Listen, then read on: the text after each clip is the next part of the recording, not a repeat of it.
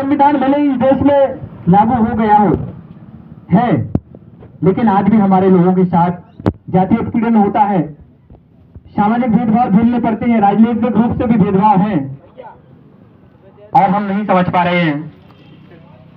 आज इस शोक सभा में पधारे आप सभी उपासक एवं उपासिकाओं, आप सभी को मेरा बहुत बहुत साधुवाद है, सादर नमो बुद्धाय, जय भीम है। इसका मैं उद्देश्य यही है, भाई साहब के द्वारा जो ये चेतना संदेश समाज के लिए है, बहुत ही अच्छा संदेश है, क्योंकि समाज आज भी तमाम त्रुटियों में परोया हुआ है। यहां से हम कम खर्चों के साथ किसी भी शोक सभा में, या जिसको हम तेरहवीं के रूप में मनाते आए हैं, आज आप लोगों ने देखा कि हम श्रद्धांजलि के रूप में मना रहे हैं। तो इसका एक कारण है, क्योंकि हम किसी भी जिसके यहाँ पर मृत्यु होती है, हम उनके यहाँ पर जाकर भोजन ग्रहण करना या मजे से, ये सही नहीं है।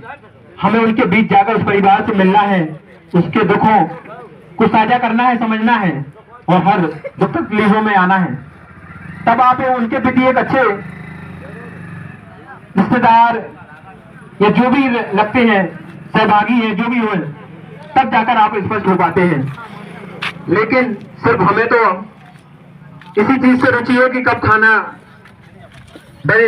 यहाँ तक ज्यादातर लोग यही सोच के शाम को आ रहे हैं। भाई साहब, आपने 12 बजे 2 बजे का टाइम दिया था ना, तो सबको यही था कि अरे अभी से थोड़ी ना होगा, शाम को ही चलो चलते हैं, वहीं भोजन पानी होगा, बढ़िया मूंछों पे ताव देंगे, खाएंगे, चले जाएंगे, है ना। लेकिन उस परिवार के ऊपर क्या बीत रही है या किस प्रकार से है, तो ये समझने का कोशिश नहीं करते हैं। मैं भी शेड्यूल कास्ट से ही आता हूँ। मेरा नाम सम्राट अशोक है, जो मेरी जाति है वो अहरवार है। लेकिन मैं जातवाद को नहीं मानता हूँ, स्पष्ट ही नहीं मानता हूँ। मेरी जितनी उम्र है, इससे कई उम्र के लोगों जिन्होंने संघर्ष किया होगा और अच्छे अच्छे पदों पर भी बैठे हुए, मैं ना के बराबर हूँ। लेकिन इस समाज का दर्द मेरे लिए बहुत बेदर्द है। मैं हमेशा समाज के लिए, इस शोषित पीड़ित वंचित समाज के लिए लिखने का प्रयास करता रहता हूँ, उनके दुख दर्दों को साझा करने का प्रयास करता रहता हूँ कि आखिर ये समाज क्यों इतने नीचे डूबा हुआ है, क्यों नहीं तर कर पा रहा है। आप अंदाजा कर लीजिए, आज से जिन लोगों के आप मुकाबला करना है, उनके बराबर पहुंचना, तो आप अभी लगभग सोच लीजिए 20 साल पीछे हैं और उनने इतना अपना कमा खा के रख दिया है कि उनकी आने वाली 7 पीढ़ियां सक्षम यूं ही कर जाएंगी, कोई दिक्कत नहीं है। लेकिन आप कहाँ हैं भाई? आपने कभी तर्क नहीं किया है। आज आप जिस स्थिति पर पहुंचे हैं, ये बहुत ही विचारणीय बात है। समझना होगा क्यों हमारा समाज पीछे है, आखिर क्यों हमारे लोगों के साथ जातीय भेदभाव होता है।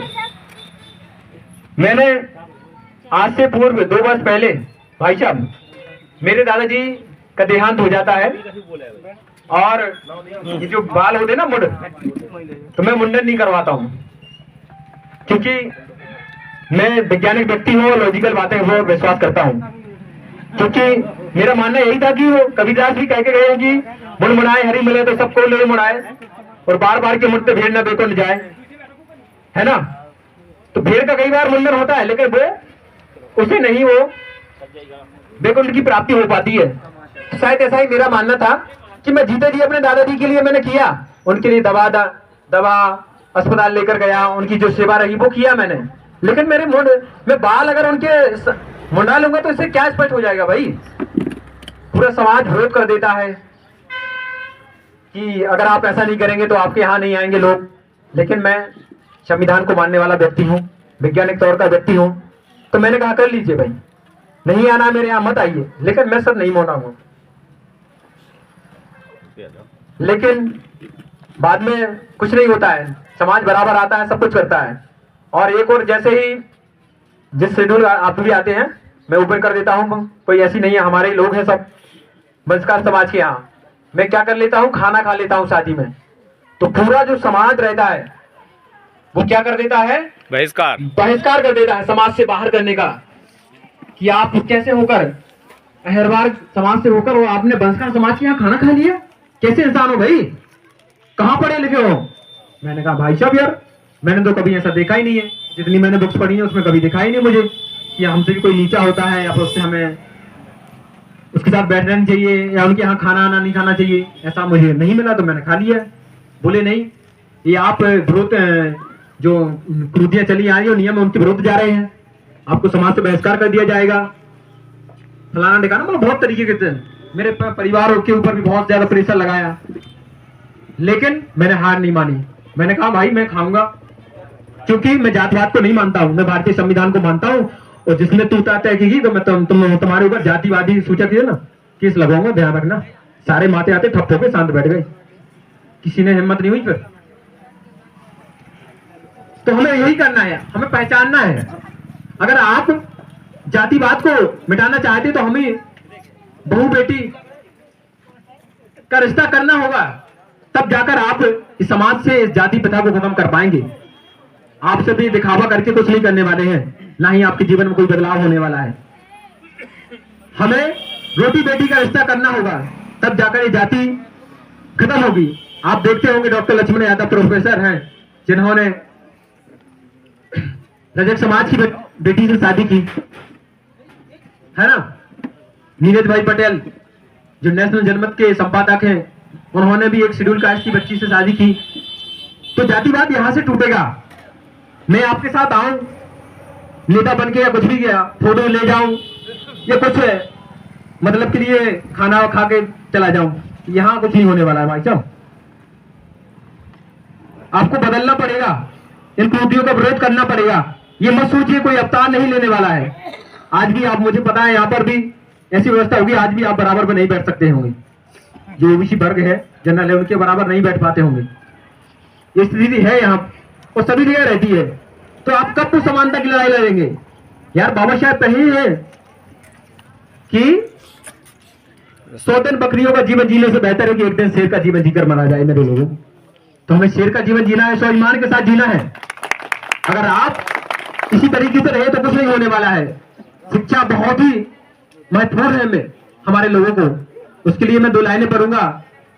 हो इस तरह हौसले आजमाया करो, हो इस तरह हौसले आजमाया करो, हो मुश्किलें देख कर मुस्कुराया करो, हो दोने वाले भले ही कम खाया करो, अपने बच्चों को लेकिन पढ़ाया करो। बहुत शानदार। अपने बच्चों को लेकिन पढ़ाया करो। बाबा साहब कहे कि शिक्षा वो शैली का दूध है मेरे लोगों, जो पिएगा वो दहाड़ने का काम करेगा। और आज आपका भाई या आपका बेटा इसी वजह से यहाँ पर बोल पा रहा है, क्योंकि मैंने शिक्षा ग्रहण की है, मैंने पढ़ा है, मैंने जाना है उन महापुरुषों के संघर्ष को, उन त्याग को जाना है कि शिक्षा कितनी जरूरी है हमारे लोगों को। लेकिन हम लोग नहीं समझ पा रहे हैं। आज भी हमारे समाज का पिछड़ने का बिल्कुल ये कारण है अंधविश्वास, आडंबर जैसी तमाम कुरीतियां जो फैली हुई हैं। इन पर विराम लगाना होगा, खासकर महिलाओं को। कहीं कुछ नहीं है, आपको एक झुंझुना पकड़ा दिया गया है, आपके अंदर वो मेंटलिटी भर दी गई मानसिकता, ताकि आप उस डर भय में अपना जीवन यूं ही समाप्त कर लें। आप जाने नहीं हमें करना क्या है, आप किस लिए आए हैं यहाँ पर, या आपने किस लिए जन्म लिया है, आप नहीं समझ पाए और इन तमाम कुरीतियों को ढोते चले आ रहे हैं, अंधविश्वासों को मानते चले आ रहे हैं। इसलिए आपको, क्योंकि साल में जितने 365 दिन है उससे कई आपको त्योहार मनाने हैं जो आपके पिछड़ने का कारण है, इन पर रोक लगानी होगी। आज भाई साहब ने प्रयास किया है, इसका मतलब मैं उद्देश्य यही है कि समाज फालतू फिजूल खर्चों को समझे। आप अगर उनके वास्तविक में दुखदायी हैं, उनके हृदय प्रिय हैं, तो आइए शुभ सभा में पुष्पार्पण करके जाइए, उनके दुख दर्द को समझिए। इस प्रकार से बस इसी के साथ में कोई अगर और अपनी बारी को विराम को देता हूं। और भी अगर हमारे बीच में कोई ऐसे साथी हो जो अपने विचार रखना चाहते हैं समाज के बीच, तो बेशक आप आ जाइए। वर्मा जी आपका, क्योंकि समाज को जरूरत है। मामा जी, समाज को जरूरत है। मामा जी को दे दो, मामा जी को दे दो, इनको नाम आता है सबका, तो ये बता दें कौन कौन आएगा।